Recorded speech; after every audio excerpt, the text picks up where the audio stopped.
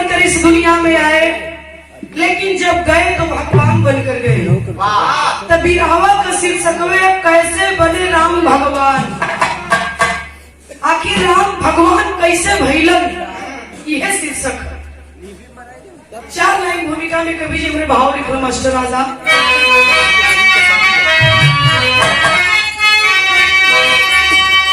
त्यागी का मान होता प्रबल साथियों, अरे त्यागी थे मरिम को कोई समझेगा त्यागी। त्याग बलिदान लाखों जहां में हुए, कुछ सराहे गए कुछ को कहते हैं बागी। त्यागी जो भी किया वो अमर हो गया, है लुटाया सबुल पर लगाया न दागी। त्यागी के मूर्तियों की कहानी सुने, ऐसी आया तो बाजी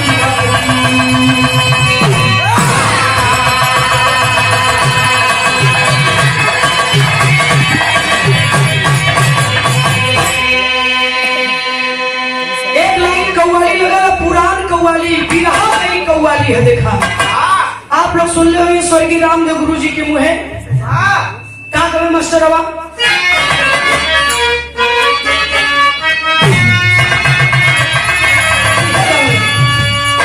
करीबला चलो करीबला चलो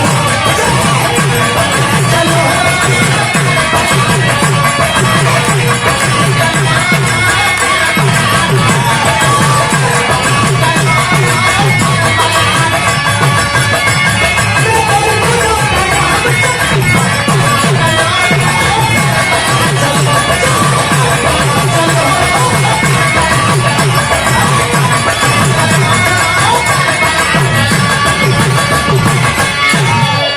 बाजी कहाँ लगल रहल।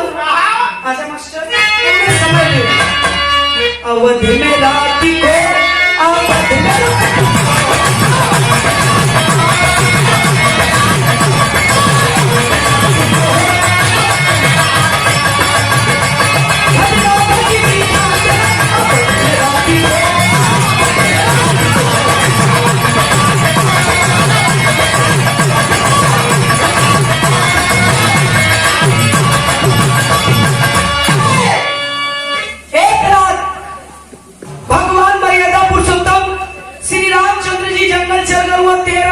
अधिक बीत गए जंगल गईले।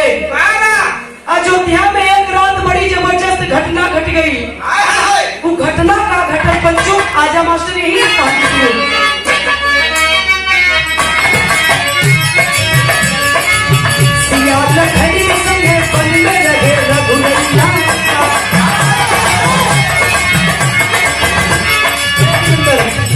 ढोलक का अपने साउंड दूरे करा, हल्का से दूरे करा। बेचैन रात में उठी है बसिया मैया, खनकी पायल की आवाज आई है। देखो तो कौन है दाई को चटपटाई है, देखती दाई तो छत पे मिली है सीधी की सांस तो बचाने लगी कुल की। जाओ जाओ ना सुनवैया, जब बढ़िया रहे तो काम अपन इत्मीनान से कहला कि सबके समझ में आ जाए। ए बाबूजी कहने का मतलब है कि भगवान राम के जंगल गए 13 वर्ष से अधिक बीत गए, जब 14 वर्ष का वनवास रहा। इधर अयोध्या में एक रात घटना घट गई। सारे लोग अपने अपने शयन कक्ष में गहरी निद्रा में सुतल हुआ। आधी रात बीतली, कौशल्या का नींद खुल गई। जब कौशल्या माई का नींद खुलल, पायल का छम छम छम छम छम छम आवाज कान में जाके जगा दे। उठली, दाई के बोला के गली देखते तनी रात के केकर पायल इतनी जोर जोर से बजत के करे नींद ना लगत हिय। दाई जब राजमहल में पता लगावत राजमहल के छत पर पहुंचल तो देखा कि शत्रुघ्न का दुल्हन स्वीट कीर्ति छतवा पर टहरत रही। आज की कौशल्या से कहली कि ये माई आपका सबसे छोटकी पतो शत्रुघ्न का दुल्हन स्वीकृति छतवा पे टहलते। कली क्या इतनी रात को मेरी बहू स्वीकृति छत पर टहल रही है, आखिर बात का गई। जब कौशल्या छत पर जाए जाके स्वीकृति से सवाल के लिए इतनी रात का छतवा पर टहल तो हमारे बेटवा शत्रुघ्न कहाँ हो? इतना बतिया तभी कौशल्या कहली। तब तक स्वीकृति की आंख से झरझर झरझर झरझर झरझर आंस चले लगल पंचो। अरे बाबूजी, स्वीकृति रोवे लगली और रो करके कौशल्या से कहली। का कहली मास्टर?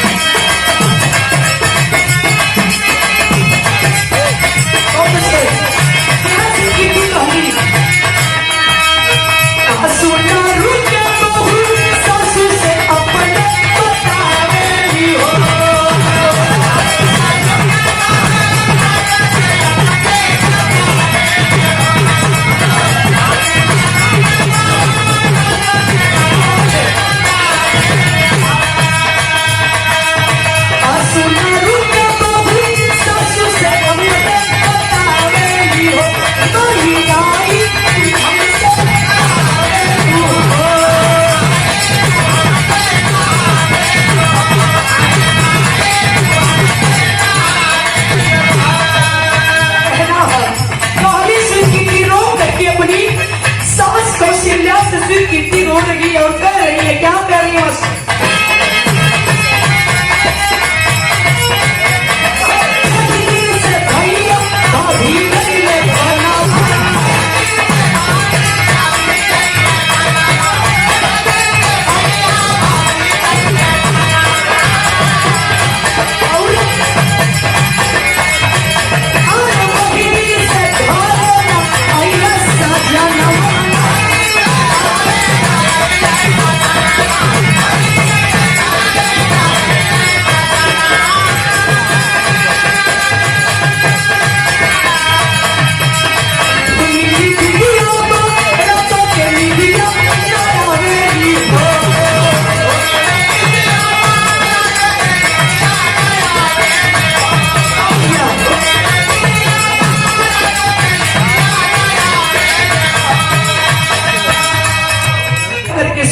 ने कहा, जौने दिन भैया भाभी जंगल गिलन है माई, वही दिन से हमारे स्वामी राजमहल में अला नहीं। रात भर जा करके अपने सैया के याद करके बिता लेला और दिनवा भर आप लोगन का सेवा करके दिन बिता लेला। जब इतनी बात रो करके स्वीकृति शत्रुघ्न के दुल्हन कली कौशल्या के तन बदन में आग लग गई। कौशल्या कली कभी बताया नहीं बहू तुमने? कली ये माई बतावे वाली बात है, हम आपके बताई ना बतौली माई। कली की सुनो, कौशल्या के तन बदन में आग लगल। कौशल्या तुरंत पालकी मंगौली और मंगा करके पालकी कली की बहू चलो। कली कहाँ? कली वही ना है भैया, सीखिया कम कराओ। पता चलल कौशल्या की कहाँ हुआ? वही नंदी ग्राम में, जहाँ भरत 1 फीट जमीन से गढ़ा बना करके पूछ पे आसन लगाए के भरत सुतल मन अपने भाई खातिर राजमहल त्याग करके वही भरत भैया के सेवादारी में हमार सैया हो जाओ। तब से राजमहल में अइले ना। तुरंत कौशल्या पालकी मंगा करके अपनी बहू स्वीकृति को बिठाती है और ले करके नंदी ग्राम के लिए रवाना हो गई। तो यहाँ स्वर्गीय राम गुरु जी के लाइन कर मास्टर।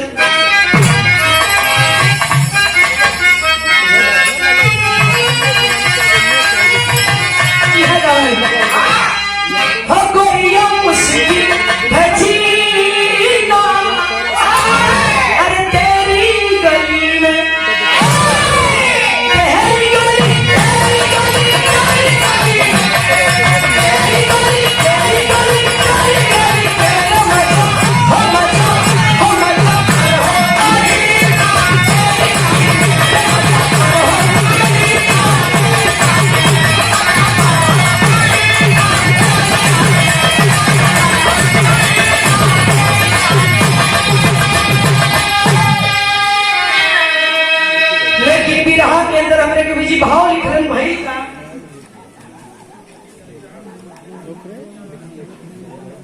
और ये कन्या पक्ष से दुल्हन के बड़े पिताजी क्या आपकी तरफ से 500 रुपए का पुरस्कार है। सादर प्रणाम हो आप सब लोगों के प्रणाम आशीर्वाद की कामना। मालिक करे पर वधू का जोड़ा सदा सलामत रहे बाबूजी।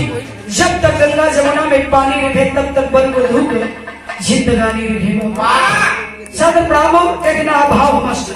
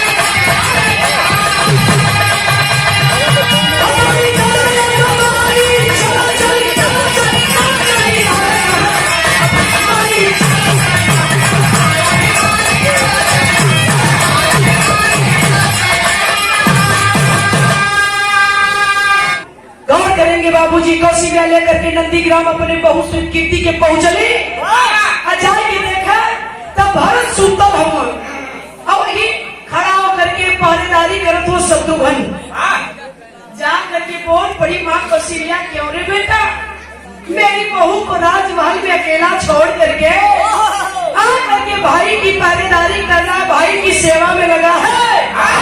अरे मैं तेरी माँ को तुझे मना नहीं करती। एक बार तो पूछ लिया होता कि माँ जा रहा हूँ भैया की सेवादारी में पहरेदारी में मैं मना नहीं करती। लेकिन ये तूने नहीं सोचा कि तेरी पत्नी घर में है भाई का फर्ज अदा कर रहा है। क्या पति का फर्ज अदा करना तेरा धर्म नहीं है? शत्रुघ्न करण की माँ आप इतनी रात को यहाँ क्यों आई? आना पड़ा बहुत बड़ी कौशल्या शत्रुघ्न के डांटते हुए का कली मास्टर तेल लगा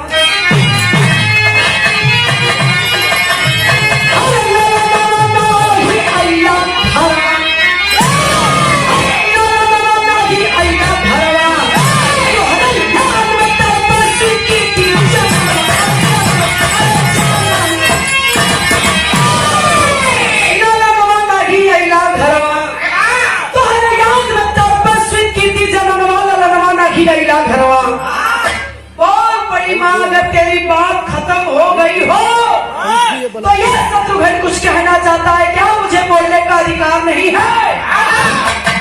मैं कुछ बोलना चाहता हूँ माँ मेरी बात तो सुन ले। तू लाइन हमारी बात सुन ला माई। शत्रुघ्न बड़ी ऊंची बात करन बाबू माई कौशल्या से क्या करन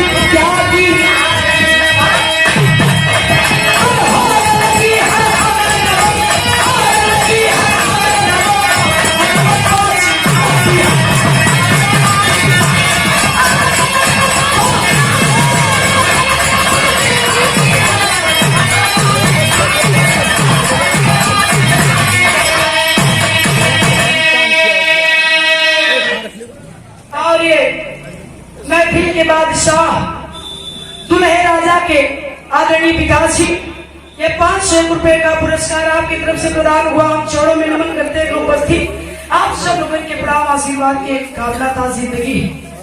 बहुत बड़े शत्रुघ्न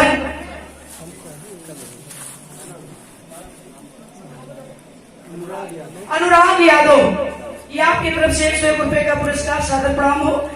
बहुत बड़े शत्रुघ्न की मां, मैं उस भाई का भाई हूँ, उस खानदान का बेटा हूँ, ये मेरे लिए गौरव की बात है मां। मेरे बड़े भैया अनुरागी श्री रामचंद्र जी, भरतलाल जी त्यागी, तेरे सामने त्यागी की साक्षात मूर्ति, राज भाई को छोड़ करके आज की यहाँ जमीन पर कुछ के आसन बिछाई के सुतल हुए, इनसे बड़ा त्याग केकर हुई एक भाई के लिए। और लक्ष्मण में जैसा बैरागी कोई नहीं है मां। जिसका एक भाई अनुरागी, दूसरा बैरागी, तीसरा त्यागी, तो क्या चाहती हो ये शत्रुघ्न की भागी बच जाए? नहीं मां नहीं, इतना बड़ा अनर्थ मुझसे मत करवा, मैं नहीं कर सकता ऐसा अनर्थ मां। शत्रुघ्न कभी कौशल्या से इतनी बतिया होते हैं तब तक दूसरे की घटना घट गई। वो का घटना मास्टर वाला गीत बदल गई, अरे गीत गारी वाली हो। तिलक भाग बारात में मेहरू माता में गावेली, गारी शुभ होला, गारी दो प्रकार खोले, ठिकारी वाले जो बीमार हो जाए, एक ठिकारी वाले जो गवारी पैसा मिला पैसा, ये पैसा वाली गाड़ी है, गाड़ी लग गई मास्टर को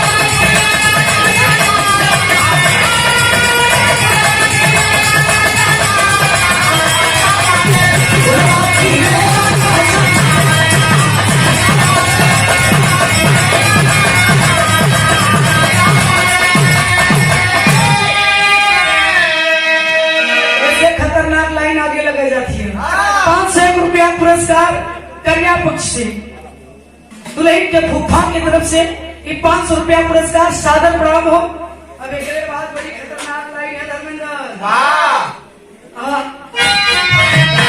फूला वाले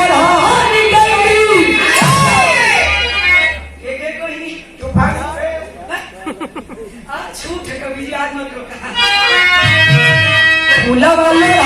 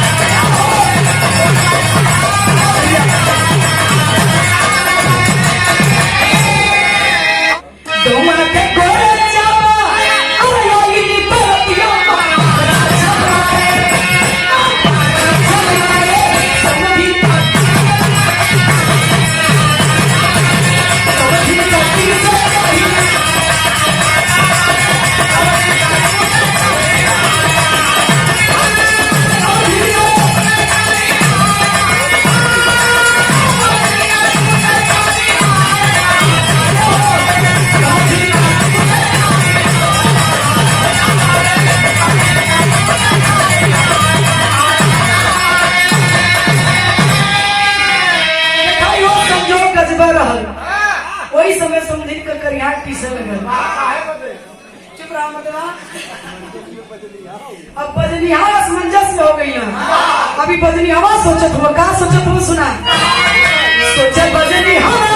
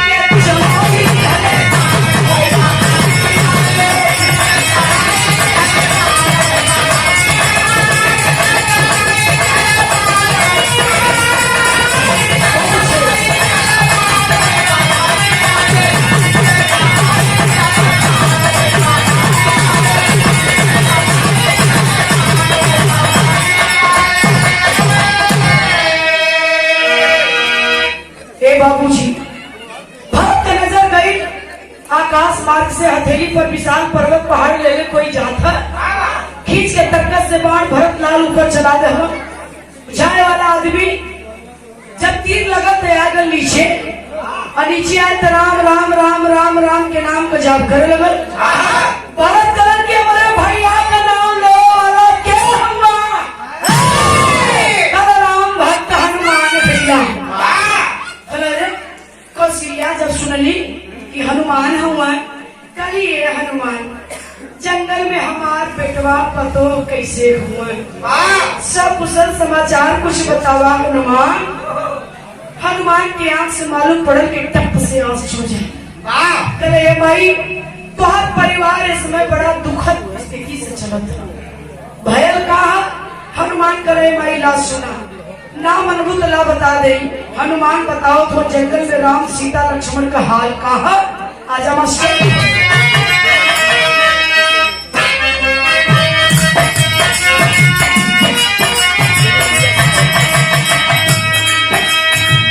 कौशल्या माई सुना भारत भाई सुना भारत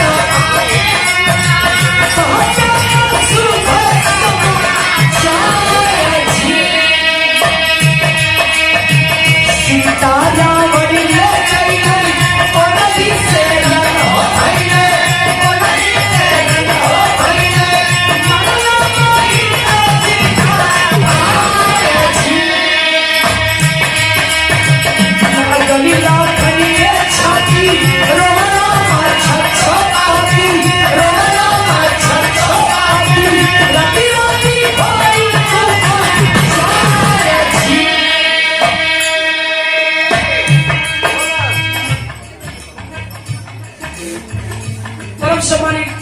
विमल पहलवान जी आप पहलवान की ओर से 200 रुपया का पुरस्कार है पहलवान जी के चरणों में गोर से प्रणाम आशीर्वाद की कामना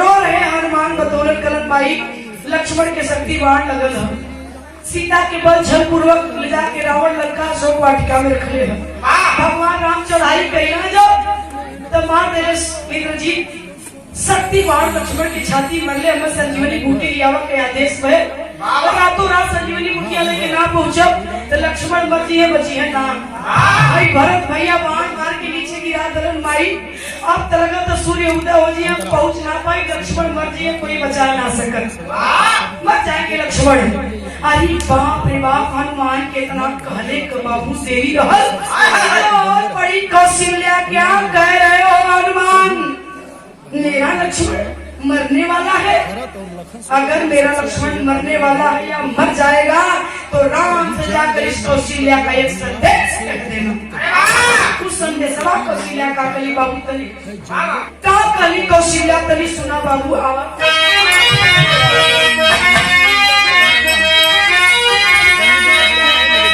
अरे कौशल्या कपी से कहे कौशल्या कपी से कहे लगन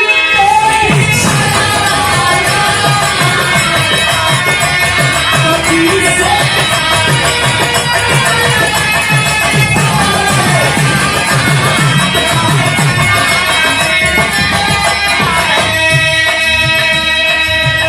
जहाँ के हमारे राम से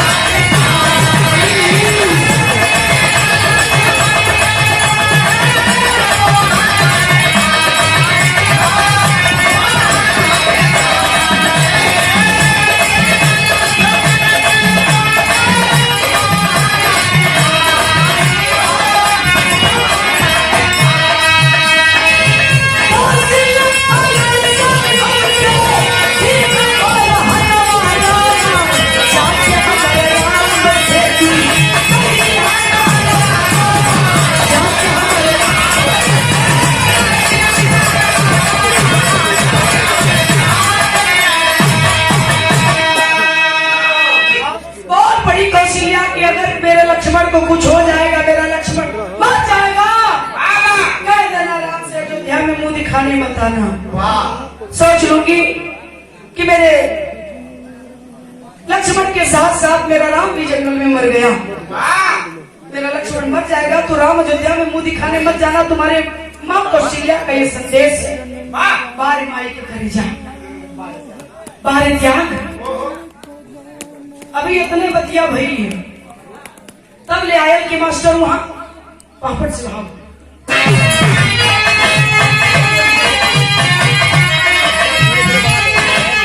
सुनिए कौशल्या का संदेश हनुमान से दे ये सुनलस राम का दूसर की मतारी सुमित्रा।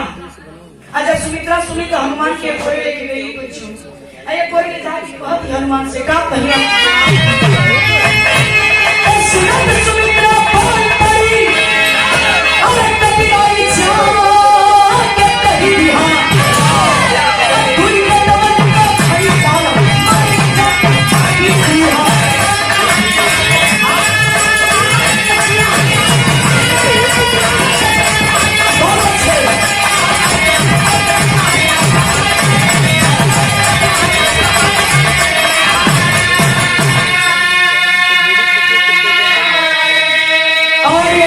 कन्या पक्ष से दुल्हन के चाचा जी आपकी तरफ से 501 रुपए का पुरस्कार आशीर्वाद चौड़ में कोर्सा नमन हो।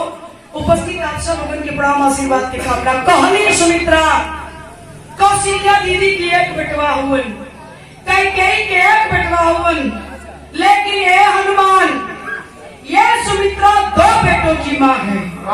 सुनो हनुमान, दीदी कौशल्या का संदेश मेरे राम से मत कहना, मेरे राम से यही कहना जो मैं कह रही हूँ। कहा कहली ताना देवे की कहती कि सुमित्रा के बेटवा की कुछ होती तो सुमित्रा हमकी जिंदगी भर ताना मरी है। तमार रामू अगर कोई बचिए जंगल में दम संतोष कह जाए कम से कम सुमित्रा में ताना तना दी है। लेकिन सुमित्रा कहली बाबू का कहली आवाज लक्ष्मण के कुछ हो जाएगा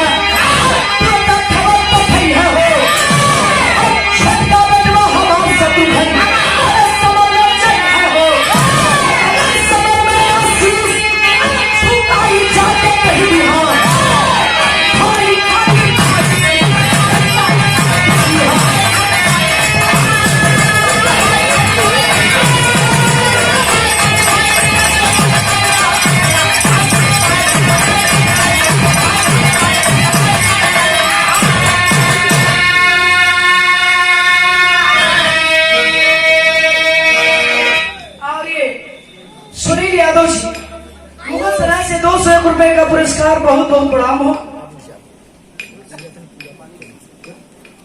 और ये 200 रुपए का पुरस्कार दुल्हा के मामा जी सादर प्रणाम हो। चौड़ में कोट समर्पण हो।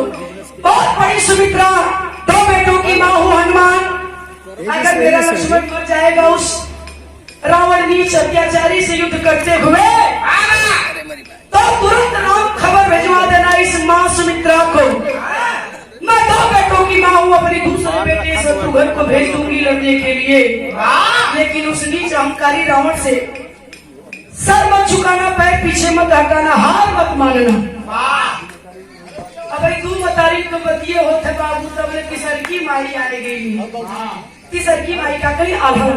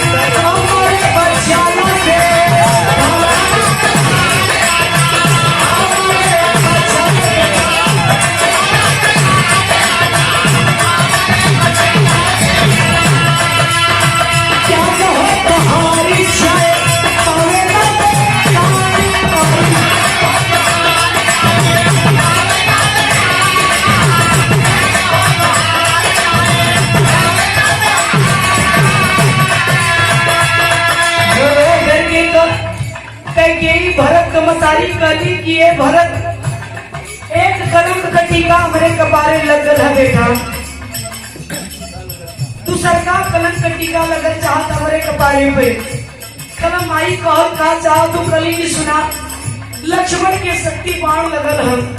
हनुमान बताओ तो कि लक्ष्मण मरे वाला हुआ, संजीवनी बूटी लेके जा पड़ी रातों रात हनुमान के संजीवनी बूटी ले गई से वहां लक्ष्मण का उपचार और लक्ष्मण बच जातन। आई तो जिंदगी में ना पहुंच पाइए रातों रात। कलम भाई हमें का आदेश कहीं यही करिए बेटा, कोई अपनी तरकस से तीर निकाला और चढ़ा के धनुष पर, वही तीर पर हनुमान के पर्वत समेत बैठाना, धौलागिरी पर्वत समेत वही पे बैठाला और वह तीर वही दक्षिण दिशा में छोड़ डाला लंका की ओर। हनुमान एक पल में लंका पहुंचे संजीवनी बूटी लेकर के। लक्ष्मण का प्राण बच जाए, नहीं तो लक्ष्मण अगर मर जाए तो दूसरा कलंक हमारे कपारे पर लग जाए। भरत कलंक की माई हमारे भुजा में वो ताकत है कि हनुमान से तेज हमारा गिर जाए। कल की हाँ बेटा भरत बाहुबल होए, बहुत बड़ी कही कि भरत बाहुबल होए, तुम्हारी भुजा में वो ताकत है, अपनी ताकत का इस्तेमाल करो भरत, अपनी ताकत का इस्तेमाल करो। काले का देरी रहल, भरत लाल तुरंत तरकस से तीर खींच के कलियन का मास्टर आवा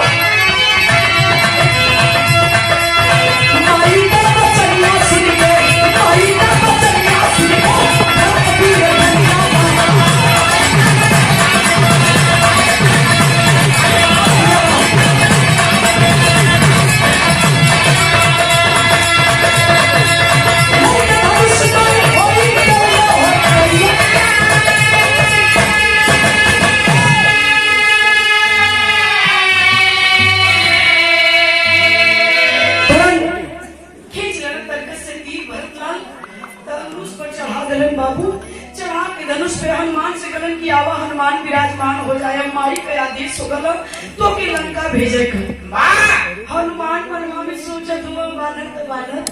हनुमान सोचे लगल कि अरे ये हमसे तेज इनकर भरत के तीर जाई का, हम संगदे लंका पहुंची, लेकिन भरत के तीर पर बैठा के मैं लंका भेजे के कह गई कहत है ले ऐसा धनुष के बैठक की तिरिया टूट जाई, बनकर बतिया पूरे झूठ हो जाई। हनुमान के मन में यही भाव आ गए बाबू। हनुमान धौलागिरी पर्वत समेत तो तिरिया पर विराजमान हुए, लेकिन तिरिया तस से मस ना भई। जब तीर पर जैसे ही हनुमान बैठा तो तले जो घटना फिर घट गई। का घटना मास्टर फिर आई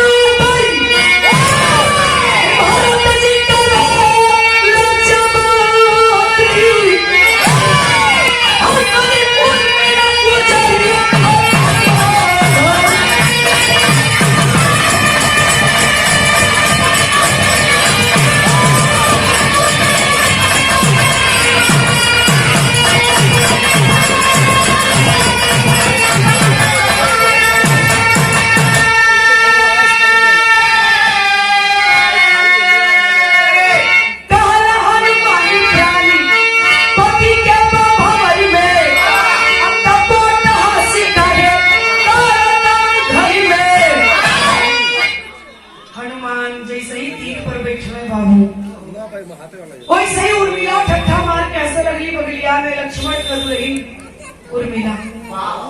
घोर आश्चर्य। हनुमान को ले भरत करी एक मिनट पूछे उर्मिला तू कैसी सती है? ए देवी मैंने सुना है कि तू सती है, तेरे पति का प्राण संकट में तू हंस रही है, क्यों हंस रही हो उर्मिला? जिसके पति का प्राण संकट में वो पत्नी हंसे, ये बात कुछ मुझे रास नहीं आई।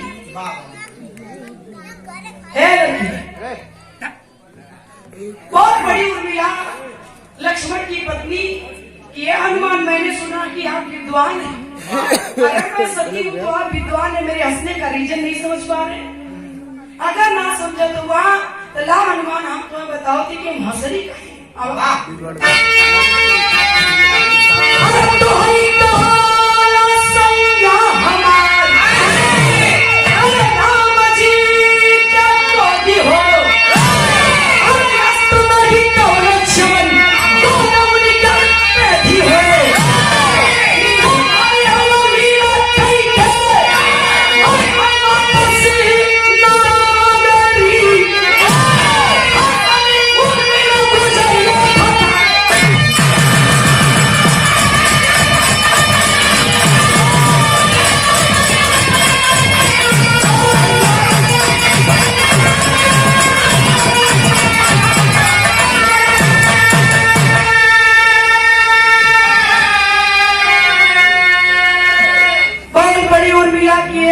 हनुमान सही कहत हुआ, हमारे पति का प्राण संकट में हम हंसे के न चाहिए, लेकिन अभी अभी आप ही कहे हनुमान कि भगवान राम के गोदिया में लक्ष्मण का सर है और भगवान राम गोदिया में लेके लक्ष्मण की रोवत। अरे हनुमान जे स्वयं नारायण की गोद में सुतल होके कहा हिम्मत के मेरे पति का प्राण हर के ले जाई हो।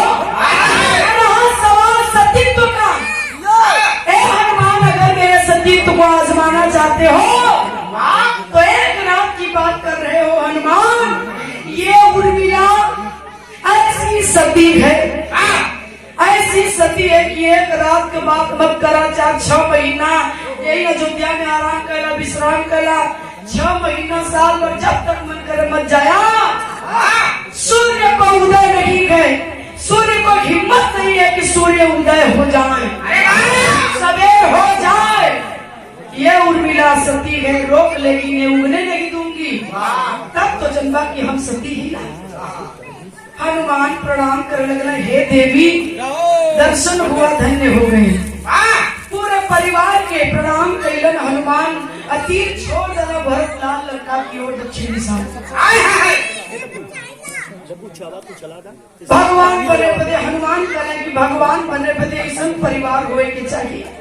क्या नहीं मेरे राम भगवान बनेंगे जहाँ इन तीनों माताओं का त्याग है, तीनों भाइयों का त्याग है, तीनों सतियों का त्याग है, पूरे राज्य प्रजा का त्याग है। तो जहाँ इतना त्याग है तो भगवान राम भगवान बने। और यही बात बाबूजी हर परिवार में लागू होगी। परिवार को चलाने के लिए मैंने कहा, देश को चलाने के लिए, गांव को चलाने के लिए त्याग जरूरी है। त्याग जहां तक हो सके भाई के साथ त्याग करना, पटीदार के साथ त्याग करना। अगर त्याग करत हुआ तो परिवार में 10 प्राणी हो, 1 प्राणी कमाला, 9 लोग बैठ के खा लें। लेकिन कमाए वाला कबो ये घमंड मत करी बाबू कि जवन हईला कुल हम ही तो करी ना, कि 9 ठे फालतू हुआ हमारे कमाई पर पलत हुआ, ऐसा मत सोचिएगा बाबूजी। हो सकता है उनका भी कुछ त्याग हो आपको महान बनाने में, इस परिवार को चलाने में। लिए गावे के पड़ल कहानी ऐसा खत्म भई, आखिरी में खानदान का परिचय मास्टर आ जाए।